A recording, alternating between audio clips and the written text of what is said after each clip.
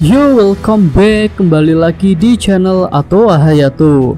Bagaimana kabar nakama sekalian? Semoga selalu baik-baik saja. Iosa chapter 1075 yang lalu menunjukkan suasana mencekam di labnya Vegapunk. Orang-orang di sana dipaksa untuk mengikuti game kematian dari sosok misterius yang mengacaukan sistem keamanan di sana. Nah, untuk chapter 1076 akan segera rilis karena minggu ini tidak libur. Dan seperti biasa untuk mengawali segmen minggu ini, Mimin mulai dengan prediksi alur ceritanya. Oke lah, tanpa basa-basi lagi, langsung aja kita masuk ke pembahasannya. Bagian akhir chapter lalu menunjukkan suatu hal yang kocak, di mana Luffy dan Zoro menunjukkan ekspresi jijik ketika Lucci dan Kaku menawarkan kerjasama. Nah, selanjutnya para Serapim kembali mengarahkan serangannya kepada Lucci dan Kaku. Sistem kecerdasan buatan para Serapim mendeteksi jika Lucci dan Kaku adalah mangsa yang paling mudah untuk dihabisi. Jadi mereka terus menyerang kedua agen CP Zoro itu dan mengabaikan yang lain. Luffy pun minta pertimbangan Zoro, apakah lebih baik Lucci dan Kaku dilepaskan saja daripada mereka repot-repot bertarung untuk melindungi keduanya. Zoro pun berkata, "Baiklah Luffy, aku juga tak mau terus bertarung untuk melindungi mereka. Kalau mereka macam-macam, tinggal ku tebas saja nanti." Kemudian Vegapunk Saka pun membuka borgol batu laut dari Lucci dan Kaku. Kedua agen CP Zoro itu akhirnya bebas dan mereka terlihat akan menepati janji untuk bertarung bersama melawan para Serapim. Selanjutnya scene berganti ke lokasi Morgan. Di sini burung penyebar berita itu mendapatkan informasi baru lagi, yaitu tentang keberangkatan Gorosei Saturn ke Egghead. Pergerakan Gorosei ini sebenarnya adalah hal yang sangat rahasia, karena jika diketahui oleh umum akan mengundang banyak masalah, terutama untuk keselamatan sang Gorosei sendiri. Sosok penting dari pemerintah dunia itu bisa diincar oleh para bajak laut. Bahkan yang lebih berbahaya adalah bisa diincar oleh musuh pemerintah dunia secara langsung, yaitu pihak Revo Army. Morgan yang menerima kabar itu tak bisa menahan diri dengan pergolakan dunia yang semakin menggila. Dia pun memutuskan untuk menyebarkan berita keberangkatan Gorosei Saturn ke Pulau Egghead. Burung itu berharap berita yang dia terbitkan bisa membuat era baru ini jadi lebih menarik. Lalu selain informasi tentang Gorosei, Morgan juga mendapatkan kabar lain tentang peristiwa besar yang sedang terjadi, yaitu mengenai keberangkatan Maki D. Garp menuju ke markas Yonko Kurohige dengan tujuan untuk menyelamatkan Koby. Sementara itu Akainu baru menerima laporan tentang keberangkatan Garp ke Pulau Hachinosu.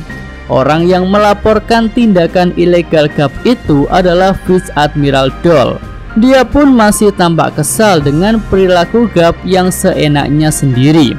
Akainu jadi marah saat menerima laporan itu. Dia menganggap Garp sudah melakukan hal yang sangat ceroboh. Apalagi saat ini Angkatan Laut sedang sangat sibuk untuk menangani gejolak yang terjadi di seluruh penjuru dunia. Selanjutnya kembali ke Pulau Egghead. Di sini scene menunjukkan keberadaan Vegapunk asli. Dia masih berwujud anak-anak.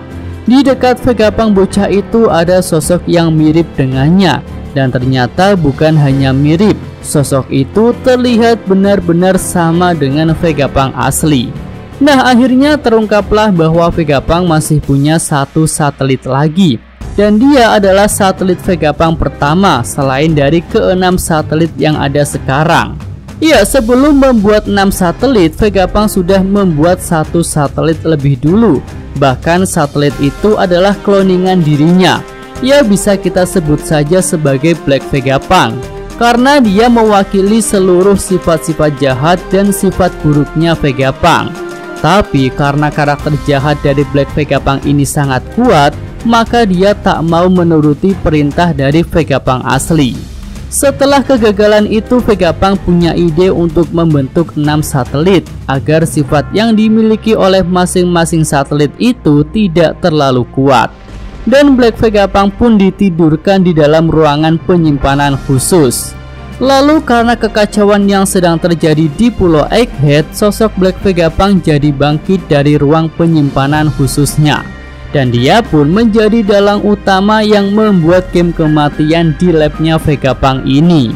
Lalu di sini bisa ada skema jika perintah dari Vegapunk asli lebih tinggi daripada perintah para satelit Vegapunk. Dan karena Black Vegapunk itu adalah cloningan dari Vegapunk asli dan mewakili banyak sifat jahat dari Vegapunk, maka otoritasnya lebih tinggi daripada satelit Vegapunk yang lain. Karena itulah Black Vegapunk bisa mengambil alih kendali Seraphim yang sebelumnya sudah dalam kendali Vegapunk Edison. Nah, scene selanjutnya menunjukkan keberadaan Seraphim Jinbe. Di chapter lalu, Seraphim yang punya kemampuan berenang di benda padat itu tidak diperlihatkan.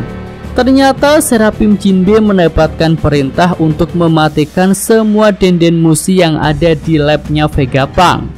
Seraphim yang punya kecerdasan buatan memiliki sistem analisis yang tinggi sehingga bisa mengidentifikasi lokasi kamera CCTV dengan mudah. Lalu dengan kemampuan khususnya yang bisa berenang di benda padat, Seraphim Jinbe bisa dengan mudah menghancurkan CCTV tanpa terkena area pantauannya. Nah, scene terakhir bisa kembali menunjukkan lokasi di ruang kontrol. Di sini para Seraphim sudah berhasil dijatuhkan oleh 4 petarung tangguh, yaitu Luffy, Zoro, Lucci, dan Kaku. Setelah itu Zoro bertanya kepada Lucci dan Kaku apa rencana mereka selanjutnya. Apakah keduanya mau ngajak ribut lagi? Lucci pun menolak hal itu. Menurutnya ini semua belum berakhir. Dia masih ingin menangkap orang yang sudah memerintahkan para Seraphim untuk menghabisi dirinya. Oke, itu aja pembahasan untuk prediksi alur cerita di chapter 1076 mendatang. Jika nakama sekalian punya prediksi lain yang lebih bagus, silahkan tulis pada kolom komentar. Yosa Mimin atau Hayato, terima kasih. Oke, sampai di sini aja video kali ini. Semoga nakama sekalian menyukainya. Terima kasih sudah nonton. Jangan lupa like-nya dan subscribe channel atau Hayato. Yo.